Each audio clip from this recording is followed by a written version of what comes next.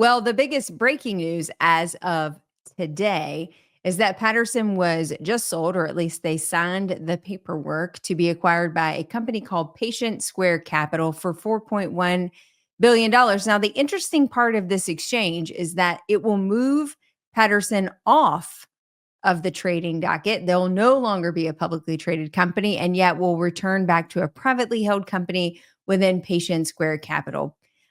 Had a little chance to look up Patient Square because I wasn't familiar with them before this acquisition. And it seems to be a very healthcare focused capital investment firm that is acquiring and investing in healthcare in a very patient centered modality. So we'll see what this means for all you Patterson customers out there as this transition happens. It has to now go through the whole legal and regulatory issues, of course, because it's a publicly traded company. It will have a whole host of other things it will have to go through first. So the ink is not dry yet, but it does appear that Patterson may be moving back to a privately held company and leaving the stock exchange.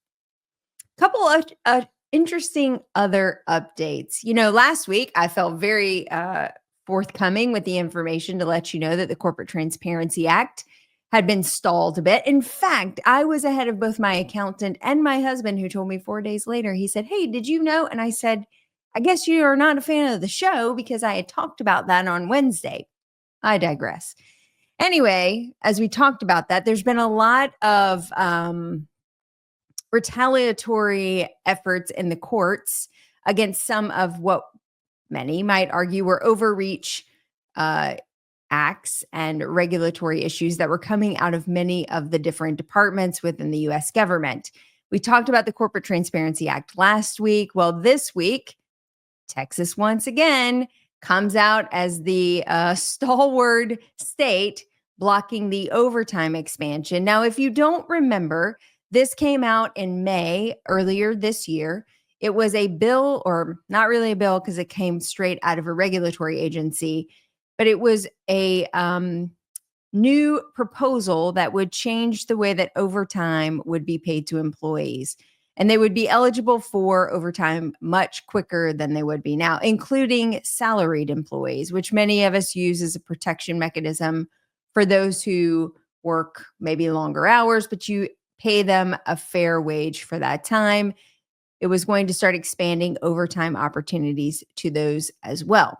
So we knew there would be some type of impact to private practices if they had overtime or salaried employees who would now be eligible for overtime pay. Well, a Texas court has now put in an injunction against this particular Department of Labor rule for the overtime expansion. So this has now stopped that particular movement and said that the DOL has overstepped its authority at this time.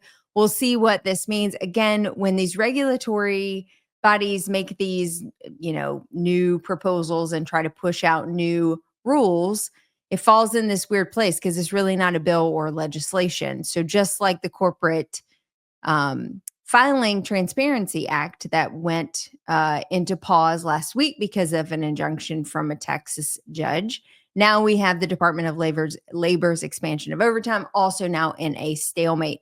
So we'll have to wait for the Department of Labor's response. And of course, we have a new president and a new mindset on the way that these regulatory agencies are going to run. So it may just be that all of this gets turned upside down come late January. So we'll just have to see if that buys everybody enough time for this to sort of settle itself out.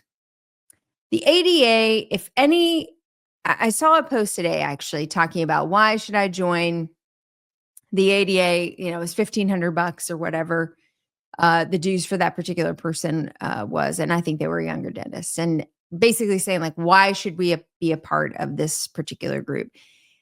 And, most of the arguments were, we're much more impactful as a unified group versus as individuals. And I have to say, I've had the same debates mentally myself.